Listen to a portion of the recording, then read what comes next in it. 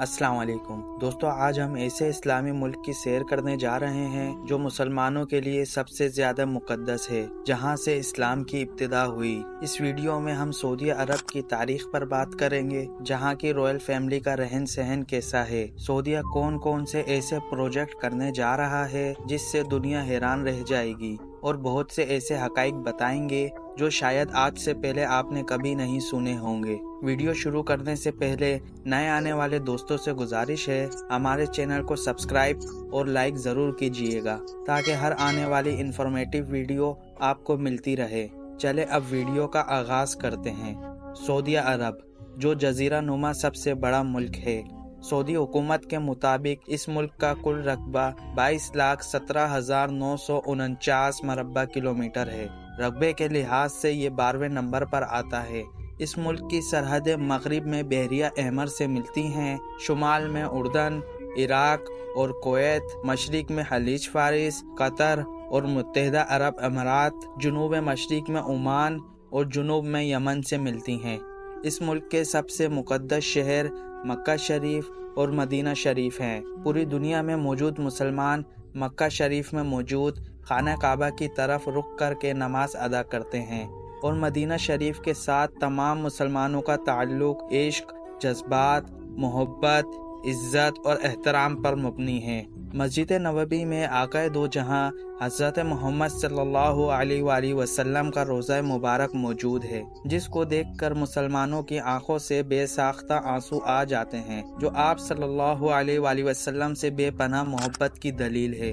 سعودی عرب کا زیادہ تر حصہ خشک ریگستان اور پہاڑوں پر مشتمل ہے۔ سعودی عرب کی قومی زبان عربی ہے، اور اس کے علاوہ اردو، ہندی اور بنگالی زبان بھی بولی جاتی ہے۔ اگر ہم تاریخ پر بات کریں تو سعودی عرب کی تاریخ بھی تمام دوسرے ممالک کی طرح بہت قدیم ہے۔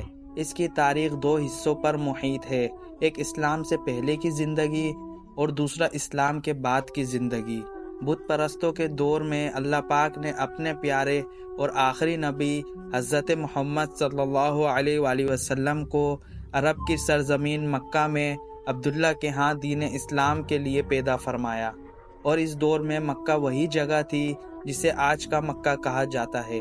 اور جب نبی پاک صلی اللہ علیہ وسلم نے اللہ کے حکم سے یثرب کی طرف ہجرت کی تو اس سرزمین کو 4 چاند لگا دیے۔ یثرب وہی سرزمین تھی جسے آج کا مدینہ کہا جاتا ہے، اور نجد وہی جگہ تھی جسے آج ریاض کے نام سے جانا جاتا ہے۔ مکہ اور مدینہ جس سرزمین پر آتے تھے اس کو حجاز کہا جاتا تھا۔ نبی پاک صلی اللہ علیہ وآلہ وسلم صحابہ کرام کے ہمراہ جب مکہ کو فتح کیا تو اس سرزمین پر اسلامی سلطنت کی بنیاد رکھی۔ آپ صلی اللہ علیہ وآلہ وسلم کے وصال کے بعد 632 عیسوی سے لے کر 661 عیسوی تک کے دور کو خلافت راشدہ کہا جاتا ہے۔ یہ مسلمانوں کی وہی سلطنت تھی جس میں مسلمانوں نے اسلام کو مصر، شام، فلسطین، عراق اور ایران تک پھیلایا۔ یہ دور اس وجہ سے بھی زیادہ اہمیت رکھتا ہے کیونکہ یہ نظام حکومت قرآن و سنت کی بنیاد پر تھی۔ خلافت راشدہ کے بعد امیہ حکومت کا دور آیا۔ یہ حکومت بھی 661 عیسوی سے 750 عیسوی تک برقرار رہی۔ مسلمانوں کے اس دور میں اسلام کی جڑیں چین سے اسپین تک پھیل چکی تھیں۔ اس کے بعد اس سرزمین پر عباسی حکومت کا آغاز ہوا، جو 750 عیسوی سے 1258 عیسوی تک برقرار رہا۔ اس دور میں اسلام نے بہت ترقی کی، دنیا کے کونے کونے تک اسلام پھیل رہا تھا، لیکن اس سلطنت کا بھی خاتمہ ہو گیا۔ اس سلطنت کے نامور حکمران ہارون الرشید تھے۔ سلطنت عباسی کے بعد ایوبی سلطنت کا دور آ گیا، جس میں نامور بہادر سلطان صلاح الدین ایوبی تھے۔ سلطان کی وفات کے بعد سلطنت کا زوال شروع ہو گیا۔ 1258 سے 1517 عیسوی تک حجاز مملوک کے قبضے میں رہا۔ اس کے بعد حجاز مملوک سلطنت عثمانیہ کے قبضے میں آ گیا۔ سعودی عرب وہ واحد ملک ہے جس کا نام ایک حکمران کے نام سے رکھا گیا۔ سعودی عرب کا ظہور 17ویں صدی کے وسط میں عرب کے وسط سے شروع ہوا، جب محمد بن سعود اور معروف اسلامی شخصیت محمد بن عبد الوہاب دونوں مل کر ایک نئی سیاسی طاقت کے طور پر ابھرے تھے۔ آل سعود کی مصر اور دیگر عرب خاندانوں سے تصادم ہوتے رہے۔ سلطنت عثمانیہ کے دور میں نجد کے علاقوں میں سعود خاندان کا کنٹرول ہو چکا تھا۔